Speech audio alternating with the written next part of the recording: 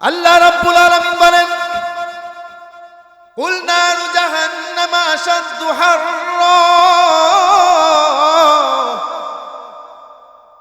ওগো নবীজি, আপনি জানায়া দেন দুনিয়ার আগুনের চাইতে জাহান্নামের আগুন অনেক ভয়ঙ্কর। কারণ দুনিয়ার আগুন মানুষ জ্বালাইছে, আর জাহান্নামের আগুন আমি আল্লাহ জ্বালাইছি। কিন্তু দুনিয়ার আগুনের চাইতে জাহান্নামের ভয়ঙ্কর আর পাওয়ার শক্তি অনেক বেশি, ঠিক কিনা বলেন? আল্লাহ রাব্বুল আলামিন বলেন, দুনিয়ার আগুনের ভিতরে উপকারও আছে আবার ক্ষতিও আছে, কিন্তু জাহান্নামের আগুনের মধ্যে কোনো উপকার নাই। জাহান্নামের আগুনের ভিতরে শুধু ক্ষতি আর ক্ষতি। দুনিয়ার আগুনে অনেকগুলো উপকার রয়েছে আমাদের জন্য। আপনি ভাত রান্না করতে গেলে আগুনের প্রয়োজন আছে না নাই? আরো জোরে বলতে হবে, আছে না নাই? ভাত রান্না করতে গেলে আগুনের প্রয়োজন আছে, রুটি বানাতে গেলে আগুনের প্রয়োজন আছে, ঘর বানাতে গেলে আগুনের প্রয়োজন আছে। ঘর বানাতে গেলে যেই টিন লাগানো লাগে, টিন অস্তিত্বে ফিরে আসতে গেলে আগুনের প্রয়োজন লাগে। বিল্ডিং বানাতে গেলে আগুনের প্রয়োজন লাগে।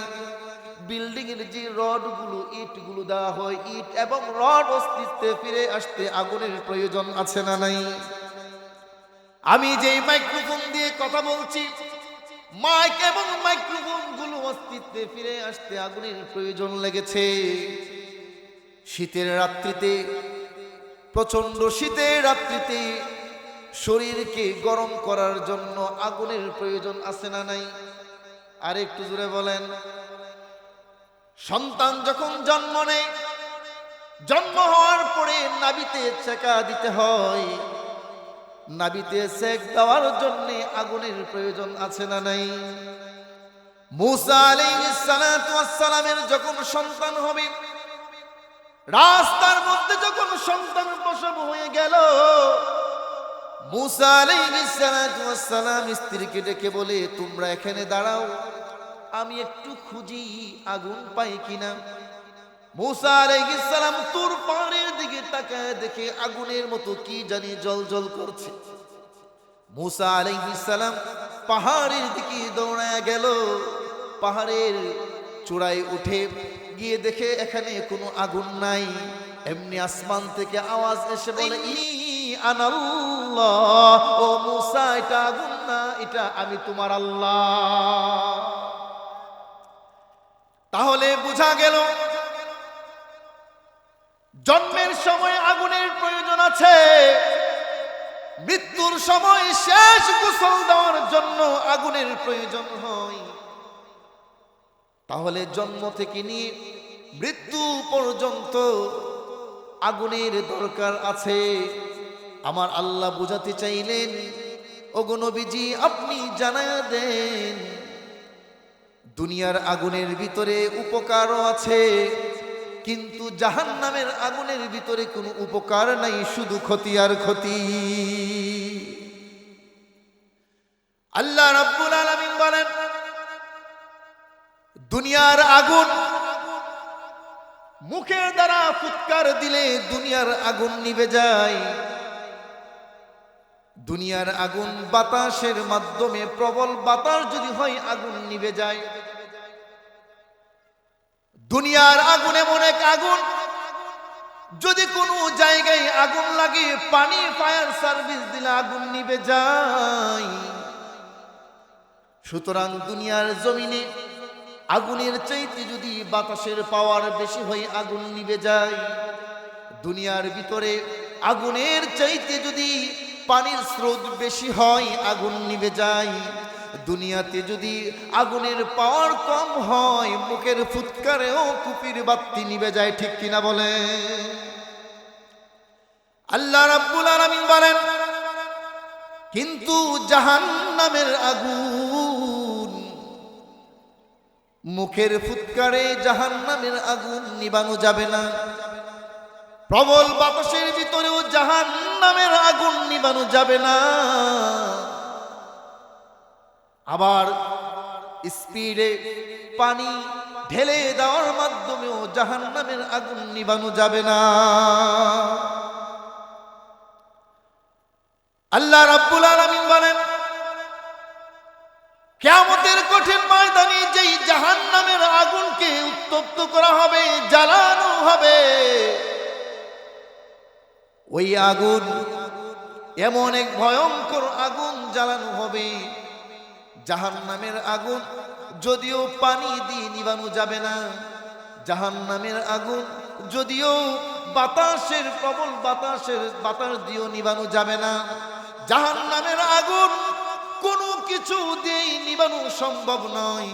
কিন্তু আমার আল্লাহ রাব্বুল আলামিন বলেন, জাহান্নামের আগুন দুইটা জিনিসের মাধ্যমে নিবানো যাবে। একটা হলো তোমার নূরের আলো, আর একটা হলো চোখের পানির মাধ্যমে জাহান্নামের আগুন চিরতরে নিভে যাবে।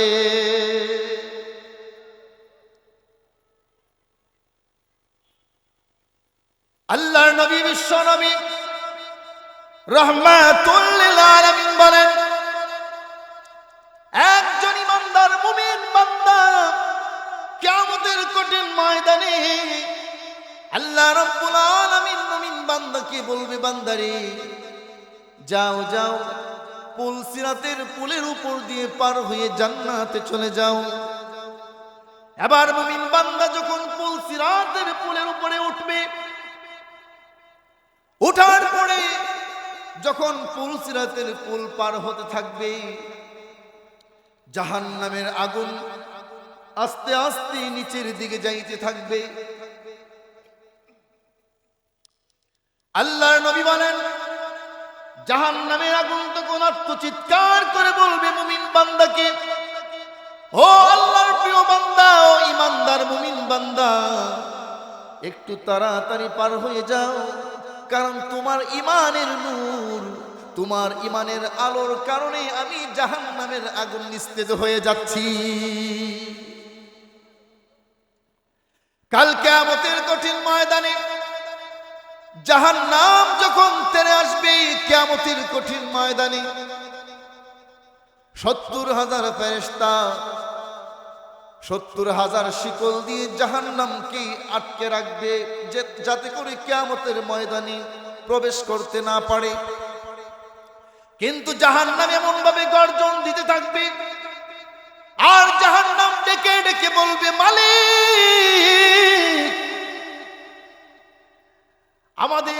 আমাদের পিপাসা লেগেছে, ক্ষুধার্ত লেগেছে, মাওলা, একবার শুধু অনুমতি দিন, জাহান্নামের মাঠে গিয়ে জাহান্নামীদেরকে খাইতে চাই। কোনোভাবেই যখন ফেরেশতারা জাহান্নামকে আটকায় রাখতে পারবে না, আল্লাহ রাব্বুল আলামিন ওই মুহূর্তে একটা পাত্র থেকে কিছু পানির ফুটা ছিটা জাহান্নামের মুখের মধ্যে ছেড়ে দিবে। দেওয়ার সাথে সাথে জায়গায় জাহান্নাম থেমে যাবে। ফেরেশতারা কি বলবো, গো মালিক, যে জাহান্নামকে আমরা শক্তিশালী ফেরেশতারা ধরে রাখতে পারলাম না, এমন কি পানি জাহান্নামের মুখে ছিটায়া দিলেন, যেই কারণে জাহান্নাম থেমে গেল। ওগো আল্লাহ, আপনি কি ওই জাহান্নামের মুখের ভিতরে হাউজে কাউসারের পানি দিলেন নাকি?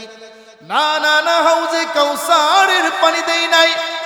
ও মালিক, তাহলে কি আরশে আজিমের নিচের নহরের পানি দিলেন নাকি? না না, সেখানকার পানিও দেয় নাই। আল্লাহ তাহলে দিলেন কি? আমার আল্লাহ তখন বলবে, ও ফেরেশতারা শুনো, দুনিয়ার জমিনে গুনাহ করার পরে, সুদ খাওয়ার পরে, ঘুষ খাওয়ার পরে, জিনা করার পরে, ব্যভিচার করার পরে, জুলুম করার পরে, অত্যাচার করার পরে, অন্যায় করার পরে, অবিচার করার পরে, বেপরদা চলার পরে, নামাজ না পড়ার কারণে মৃত্যুর আগে একদিন যখন আমি আল্লাহর দরবারে এসে সেজদায় পড়ে দুইটা হাত আল্লাহর দিকে তুলে যখন চোখের পানি ছেড়ে দিয়া কান্না করেছিল, আমি আল্লাহ তার চোখের পানি জমা করে রেখেছিলাম। আর আমি আল্লাহ ওই দিন তার জিন্দেগীর সমস্ত গুনাহগুলো মাফ করে দিয়েছিলাম। ঈমান হারা কোনো ব্যক্তিকে যদি কবরের কাছে না হয়, কবরের ভিতরে যাওয়ার পরে ওই ব্যক্তি যদি বলে আমি এমপি ছিলাম, আমি মন্ত্রী ছিলাম, আমি প্রাইম মিনিস্টার ছিলাম, আমি প্রেসিডেন্ট ছিলাম, আমি এলাকার একজন নেতা ছিলাম, আমি এলাকার একজন শিল্পপতি ছিলাম, ও কবর আমাকে তুমি চাপ দিও না, বলেন কবর শুনবে? আর একটু জোরে কোন। ফাতেমা রাদিয়াল্লাহু তাআলা আনহা তিনাকে নিয়ে যখন কবরের সামনে হাজির হওয়া হলো, এবার সাহাবীরা কবরকে উদ্দেশ্য করে বলছেন, ও কবর, তুমি কি জানো কাকে এই কবরের মধ্যে রাখতে এসেছি? কবর রে সাধারণ কোনো মহিলা নয়, মুহাম্মাদুর রাসূলুল্লাহ সাল্লাল্লাহু আলাইহি ওয়াসাল্লাম বিশ্ব নবীর কলিজার টুকরা আদরের সন্তান হযরত আলীর স্ত্রী, জান্নাতের যুবকদের লিডার হাসান হুসাইনের আম্মা, জান্নাতের মহিলাদের সরদারনি ফাতেমাকে রাখতে এসেছি। ও কবর, সাবধান সাবধান সাবধান, মাটি কবর, তুমি ফাতেমাকে আঘাত দিও না, কষ্ট দিও না। একবার দুইবার তিনবার বলার পরে আল্লাহ রাব্বুল আলামিন কবরের জগতের জবান খুলে দিলেন। এবার কবর ডেকে বলে, সাহাবীরা রে, আমি বিশ্ব নবীর কলিজার টুকরা সন্তানকে চিনি না, আমি হাসান হুসাইনের মাকে চিনি না, আমি আলীর স্ত্রীকে চিনি না, আমি জান্নাতের সরদারনিকে চিনি না, আমি একমাত্র চিনি ঈমান এবং আমল। তার ঈমান এবং আমল যদি ভালো হয়, আমি কবর তার বন্ধু হয়ে যাব। আর তার ঈমান এবং আমল যদি ভালো না হয়, আমি কবর তার জিন্দেগীর শত্রু হয়ে যাব। কবরের জগতে কোনো ঘুষ চলবে না, কবরের জগতে কোনো নেতাগিরি চলবে না, কবরের জগতে এমপি মন্ত্রীর ক্ষমতা চলবে না, কবরের জগতে এলাকার কোনো পাওয়ার চলবে না, কবরের ভিতরে টাকা পয়সা লেনদেন চলবে না, কবরের ভিতরে শিল্পপতির ভাব ক্ষমতা চলবে না, তুমি এলাকার রংবাজ কবরের ভিতরে চলবে না। দুনিয়ার জমিনে অন্যায় করার পরে থানার মধ্যে পুলিশকে ঘুষ দিয়ে তুমি চলে আসতে পারো, কিন্তু আল্লাহর কসম, কবরের জগতে যখন তুমি ধরা খেয়ে যাইবা, কবরের জগতে ক্ষমতা আর বংশের পাওয়ার আর টাকার পরিমাণ ঘুষ দিয়ে কবরের জগৎ থেকে রেহাই পাওয়া যাবে না। ঠিক কিনা বলেন? আর একটু জোরে কোন। আল্লাহ রাব্বুল আলামিন বলেন, নবী আপনি জানায়া দেন, কুল নারু জাহান্নাম আশাদ্দু হাররা, ওগো আমার হাবিব আপনি জানায়া দেন, দুনিয়ার আগুন থেকে, দুনিয়ার মুসিবত থেকে, দুনিয়ার কষ্ট থেকে পরকাল জাহান্নামের কষ্ট অনেক বেশি। দুনিয়ার মুসিবত মুসিবত নয়, দুনিয়ার কষ্ট কষ্ট নয়, দুনিয়ার যন্ত্রণা যন্ত্রণা নয়, পরকালের যন্ত্রণা কষ্ট হলো সবচেয়ে বড় কষ্ট। ঠিক কিনা বলেন? আর একটু জোরে কোন। দুনিয়ার কষ্ট সবচেয়ে, দুনিয়ার চাইতে পরকালের কষ্ট বেশি না কম? আর একটু জোরে কোন। দুনিয়ার জিন্দেগি 60 বছর, 63 বছর, 80 বছর কিংবা 100 বছর পর্যন্ত দুনিয়ার জিন্দেগি, কিন্তু আল্লাহ রাব্বুল আলামিন বলেন, মৃত্যুর পরের জিন্দেগি হলো তোমার আসল জিন্দেগি, আর দুনিয়ার জিন্দেগি হলো তোমার নকল জিন্দেগি। ঈমান এবং আমল ছাড়া যদি কবরের জগতে আসে, কবরের জগৎ জাহান্নাম হয়ে যাবে, আর হাজার হাজার লক্ষ লক্ষ বছর কবরের ভিতরে থাকতে হবে। আবার কিয়ামতের দিন কঠিন ময়দানে যখন তোমাকে আল্লাহর সামনে দাঁড় করানো হবে, আল্লাহ বিচার হিসাব নিকাশের পর তোমাকে জাহান্নামের আগুনে ফেলা হবে। জাহান্নামের আগুনের কত ভয়াবহ আল্লাহ রাব্বুল আলামিন কোরআনের মধ্যে বলেন, ইন্না জাহান্নাম جهنم كانت مرصادا للطاغين مآبا لابثين فيها أحقابا لا يذوقون فيها بردا ولا شرابا إلا حميما وغساقا جزاء وفاقا আল্লাহ রাব্বুল আলামিন বলেন ইন্না জাহান্নামা কানাত মিরসাদা নিশ্চয় জাহান্নাম হলো একটা অন্ধকার জায়গার নাম যেই জায়গায় কোনো আলো নাই কোনো বাতাস নাই কোনো শান্তি নাই কোনো আরাম নাই শুধু অন্ধকার আর অন্ধকারের জায়গা লিত্তাগিনা মাআবা ওই জাহান্নামের আধারে ওই জাহান্নামের অন্ধকারের ভিতরে কে থাকবে ওই জাহান্নামের ভিতরে থাকবে লিত্তাগিনা মাআবা অস্বীকারীরা যারা দুনিয়ার জমিনে আমার আল্লাহকে মানে নাই আমার রাসূলকে মানে নাই যারা দুনিয়াতে আলেম উলামাদের কথাকে মানে নাই যারা দুনিয়াতে পীর আউলিয়াদের কথা মানে নাই যারা দুনিয়াতে কোরআনকে মানে নাই যারা দুনিয়াতে নামাজ পড়ে নাই যারা দুনিয়াতে রোজা রাখে নাই যারা দুনিয়াতে সুদকে হারাম মনে করে নাই ঘুষকে হারাম মনে করে নাই যারা দুনিয়ার জমিনে সুদ খেয়েছে ঘুষও খেয়েছে বেপরদাই চলেছে জিনা ব্যভিচারে লিপ্ত ছিল অত্যাচার জুলুম নিপীড়নের মধ্যে লিপ্ত ছিল চাঁদাবাজ আর টেন্ডারবাজিতে লিপ্ত ছিল আল্লাহ রাব্বুল আলামিন বলেন ওই সমস্ত হায়াওয়ান আর জানোয়ারগুলো লিত্তাগিনা মাআবা ওই অন্ধকার নিম্ন স্থলে জাহান্নামের ভিতরে পতিত হবে লাবিসিনা ফিহা আহকাবা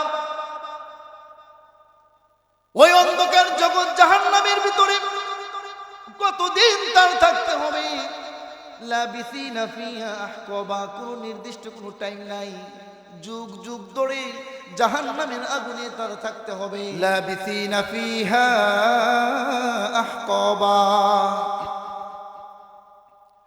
যুগ যুগ ধরে জাহান্নামের আগুনের ভিতরে জ্বলবে যুগ যুগ জাহান্নামের ভিতরে আগুনে জ্বলার পরে তার খিদা লাগবে লা ইয়াযুকুনা ফিহা বারদাও ওয়ালা শারাবা যখন ক্ষুধার তাড়নায় জাহান্নামের তলদেশ থেকে আত্মচিৎকার করতে থাকবে ওই জাহান্নামের আওয়াজ ফেরেশতারা শুনবে না ওই জাহান্নামের আওয়াজ কোনো ফেরেশতার কানে যাবে না এর কারণ হলো আল্লাহ রাব্বুল আলামিন এমন ফেরেশতা নিযুক্ত করবে তারা কানেও শুনবে না চোখেও দেখবে না আল্লাহ রাব্বুল আলামিন ওই জাহান্নামের আত্মচিৎকারে ফেরেশতাদেরকে ডেকে বলবে ও ফেরেশতারা সে ওই নাফরমান কেন চিল্লাপাল্লা করতেছে তখন ফেরেশতারা বলবে আল্লাহ ক্ষুধার তাড়নায় ক্ষুধার্ত পিপাসার্ত হয়ে পানি চাইতেছে পানি আল্লাহ রাব্বুল আলামিন ওই সময় বলবেন লা ইয়াযুকুনা ফিহা বারদাও ওয়ালা শারাবা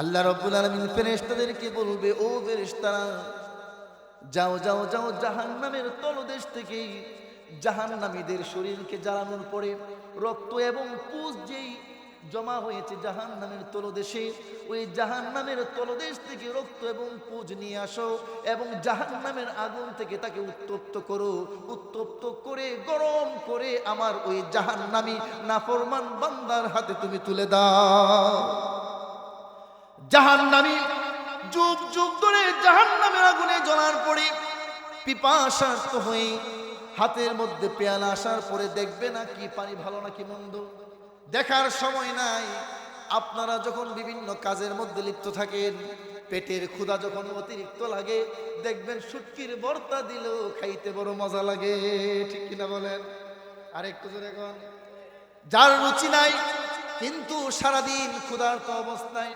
শুকনা রুটি দিল সেটাও মজা লাগে কি লাগে না ওই জাহান্নামের হাতে যখন রক্ত এবং পুজ গরম করে পেয়ালা তার হাতে দেওয়া হবে এবার ওই জাহান্নামী রক্ত এবং পুজের ওই পানি পান করবে পান করার সাথে সাথে পেটের নাড়ি বুড়ি যা আছে সব কিছু গলে গলে পায়খানা রাস্তা দিয়ে বের হয়ে যাবে।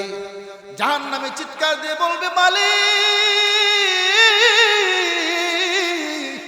তোমার কাছে কি পানি চাইলাম গো, আর তুমি কি পানি দিলা?